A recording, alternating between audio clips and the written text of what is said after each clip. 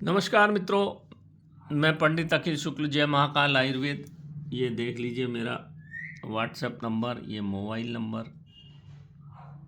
यहाँ पे पहले मैं आपको चीज़ें बता देता हूँ क्या क्या रखी हुई हैं।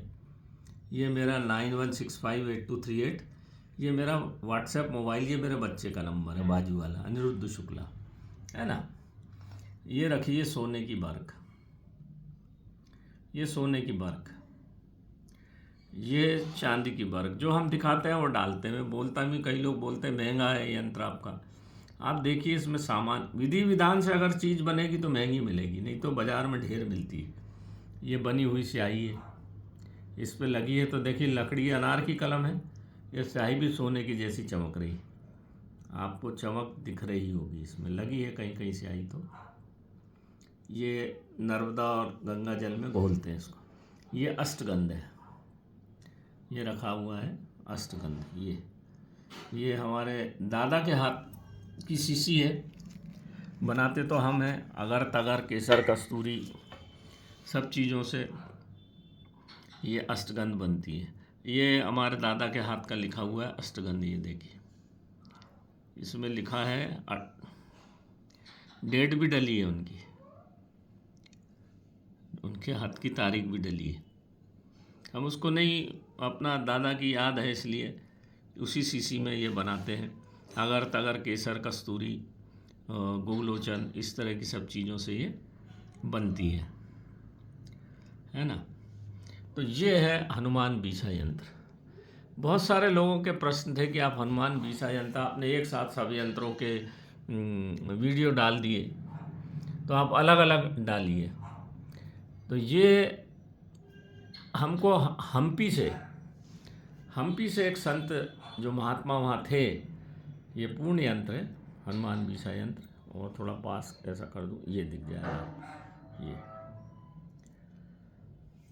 तो हनुमान जी कोई बानर नहीं थे, जो आप लोग बार बार कई लोग बोलते हैं बानर नहीं थे। उनको वानर वन में रहने वाले नर, जहाँ मुलाकात रामचंद्र जी की हनुमान जी से हुई थी, और हनुमान जी ने अष्ट सिद्ध नौ निधि के दाता हैं वो। तो रामचंद्र जी को मुसीबत से पार हनुमान जी ने ही लगाया था।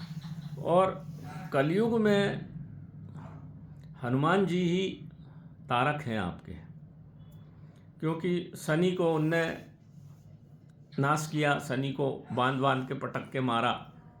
सीता जी का आशीर्वाद है उनके साथ, राम परब्रह्म का आशीर्वाद है। रामचंद्र जी से उनके भाइयों ने, मतलब भरत शत्रुघ्न लक्ष्मण ने बोला था कि हनुमान जी से कि आप ऐसा करिए कि हम पे भगवान राम से बोल के कृपा करा दीजिए। तो बहुत निकट थे परब्रह्म के हनुमान जी।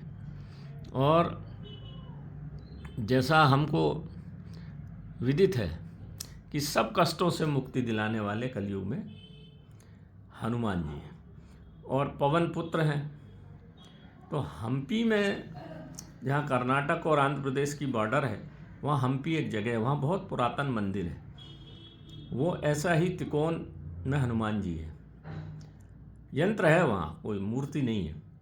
तो एक बहुत बड़े संत थे, उन्होंने, हालांकि वो षटकोणी है, मतलब ये त्रिकोण है, वो षटकोण है, ऊपर इसके ऐसा क्रॉस है और नीचे नोक है। तो ये निशान जो होता है ये माँ भगवती का होता है। तो जब वहाँ पर वो मंदिर बनाना चाह रहे थे संत, तो जब उन्होंने मूर्ति की स्थापना की तो 9 बार वो वहाँ से निकल गए, क्योंकि पवन पुत्र हैं, पवन को रोकना बड़ा मुश्किल का काम। इसलिए आप हनुमान जी की बहुत भक्ति करते हैं, पूजा पाठ करते हैं, हनुमान चालीसा पढ़ते हैं, पर आपको वो लाभ नहीं मिलता। हनुमान जी को प्रसन्न करना सबसे कठिन काम है, सबसे कठिन, क्योंकि वो रामचंद्र जी की भक्ति में ही लगे रहते हैं। तो वहाँ पर फिर ये यंत्रवत स्थापना की गई। तो ये जो तिकोना है, इस तिकोने को बोलते हैं, ये इस तिकोने के अंदर ये बाल रूप हनुमान का बीसा यंत्र है, बैठे हुए हनुमान जी। और ये है माँ अंजना माई। ये त्रिकोण जो है माँ का निशान है, माँ भगवती का निशान माना जाता है। तो अंजनी माई के गर्भ में ये बैठे हुए हनुमान जी हैं। अब ये कहीं से नहीं भगते। 9 बार भगे थे तो वहाँ पे हम्पी में 9 बंदर की मूर्ति बनी हुई है।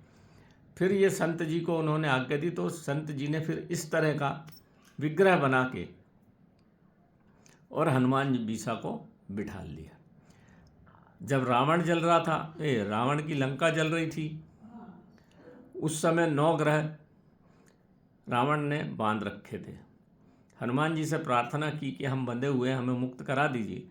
तो हनुमान जी ने 9 ग्रह को मुक्ति दिलाई थी वहाँ से।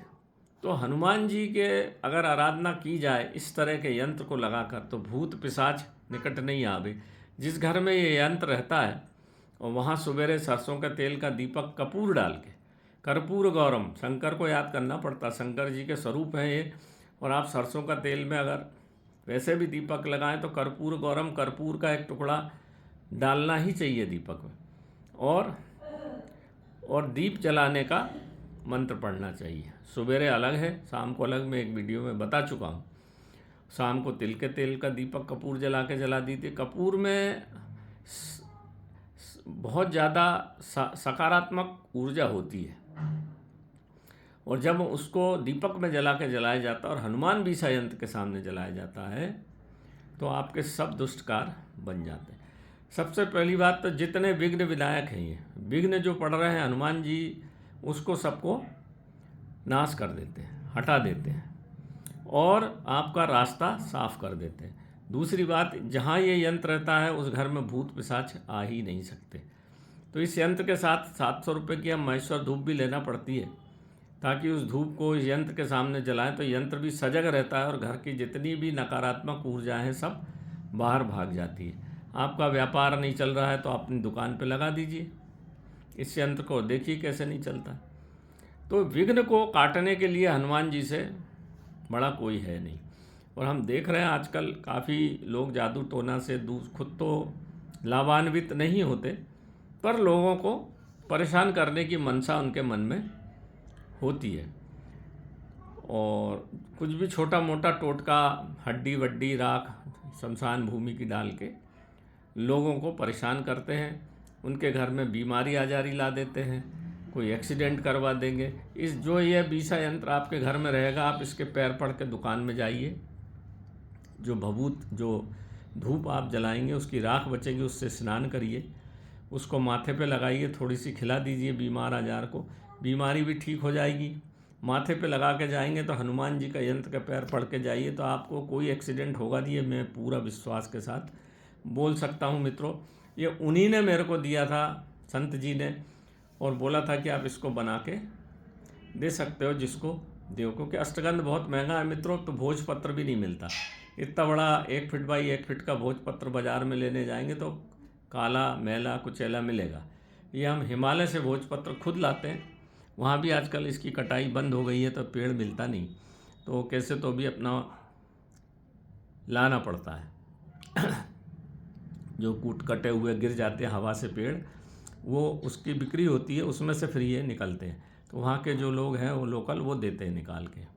और फिर इसकी अजगंध की स्याही, इसमें चांदी और सोना वर्क इसलिए मिलाया जाता है ताकि इसमें सोना सबसे पवित्र धातु है, चांदी उससे पवित्र है।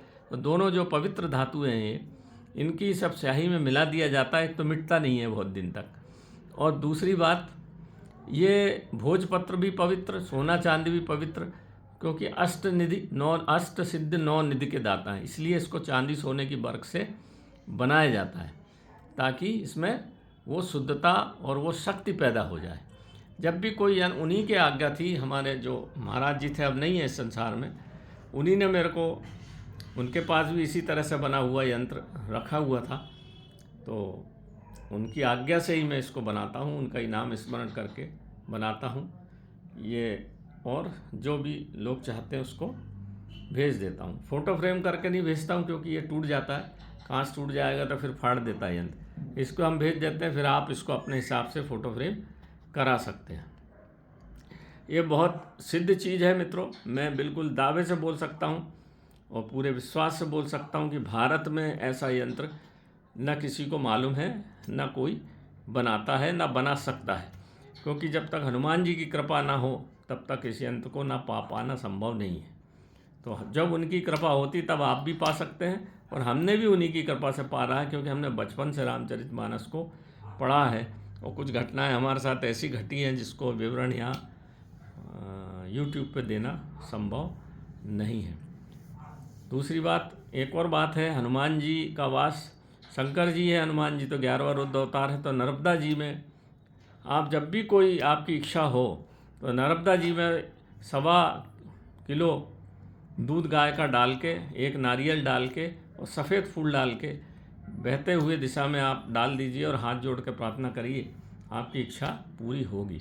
बशर्ते ये यंत्र हो आपके पास तो बहुत अच्छा है। नमस्कार मित्रों, जय महाकाल। मैंने इस यंत्र के बारे में आपने जैसा चाहा था पूरी विस्तृत जानकारी दे दी। ये बाल हनुमान है जो बीच में बैठे हुए हैं ना, ये 1694, ये बाल हनुमान जी का पूरा विग्रह है। पुराने समय में विग्रह ही काम करते थे, जो बहुत पुराना समय है ना ओरिजिनल, वहाँ यंत्र मंत्र और ऐसे पुराने विग्रह ही वो मूर्तियाँ नहीं होती। मूर्तियाँ, मंदिर का निर्माण तो भारतवर्ष में बहुत बाद में हुआ, पहले विग्रह ही चलते थे। इसलिए आपने पुराने मंदिरों में देखा होगा कहीं गोल पत्थर पर कुछ निशान बने हैं, कुछ चपटे पत्थर पर निशान बने हैं, कुछ त्रिकोण निशान बने, वो विग्रह थे। वो इसी में सब सार है। तो भारतीय संस्कृति जो है बहुत सनातन है, बहुत पुराने समय से है और इसका बड़ा महत्व है। अगर समझा जाए तो, जो समझ जाए उसके लिए बहुत अच्छा, नहीं तो फिर तो कोई मतलब है नहीं। तो नमस्कार मित्रों, जय महाकाल आयुर्वेद। इस यंत्र को देखिए, पहचानिए और इसको अपने घर पे लगाएं तो बहुत सारी विपदाएं आपके घर में, जीवन में जो रोज़ आती है, उससे मुक्ति मिलेगी। ऐसा मेरा भगवान बजरंगबली पे भरोसा है।